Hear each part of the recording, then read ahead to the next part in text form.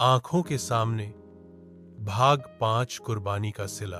वीरेंद्र की मौत के बाद जेल का गेट। सुनीता, काजल और रिया एक चौकीदार से अस्थियां ले रही है।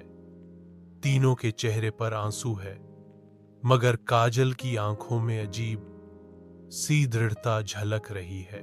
काजल धीमे स्वर में, पापा ने हमें बचाने के लिए सब सहा, अब हमारी बारी है उनका सपना पूरा करने की।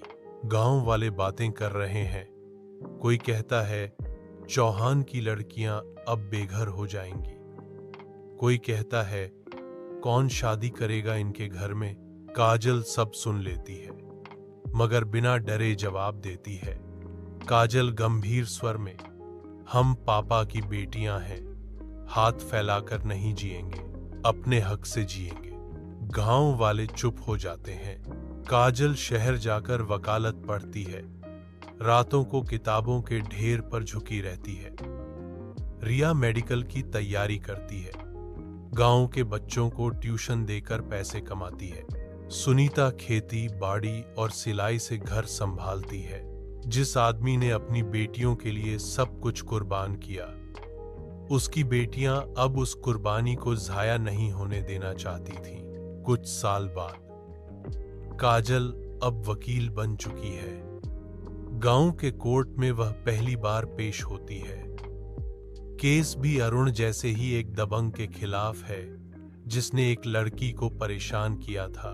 काजल तेज स्वर में जज से, माननीय न्यायालय, औरत की इज्जत कोई खिलौना नहीं। आज ये मुकदमा सिर्फ इस लड़की का नहीं, हर उस बेटी का है जिसके पिता ने उसके लिए लड़ाई लड़ी। कोर्ट रूम तालियों से गूंज उठता है। सुनीता और रिया पीछे बैठी रो रही है। रिया अब डॉक्टर बन चुकी है।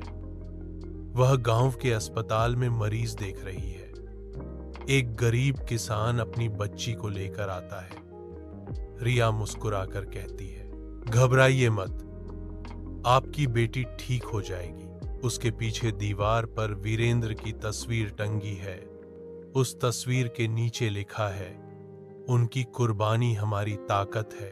गांव का स्कूल, भीड़ जमा है। काजल और रिया मंच पर हैं। प्रधान कहता है, आज हम वीरेंद्र चौहान की बेटियों को सम्मानित करते हैं, जिन्होंने साबित किया कि गुनाह की मिट्टी से भी सपनों का फूल उग सकता है। भीड़ तालियां बजाती है। सरिता देवी भीड़ में खड़ी है। उसकी आंखों में आंसू हैं, पर इस बार कड़वाहट नहीं, एक गहरी स्वीकृति। वह धीरे से सिर झुकाती है। रात का समय, खेतों में हवा बह रही है। काजल और रिया खड़ी है। दोनों आसमान की ओर देखते हैं। काजल धीमे स्वर में, पापा, आपने कहा था कि हमारा भविष्य ही आपकी जीत है। आज हम जीत गए हैं। दोनों बहनें एक दूसरे का हाथ पकड़ती है।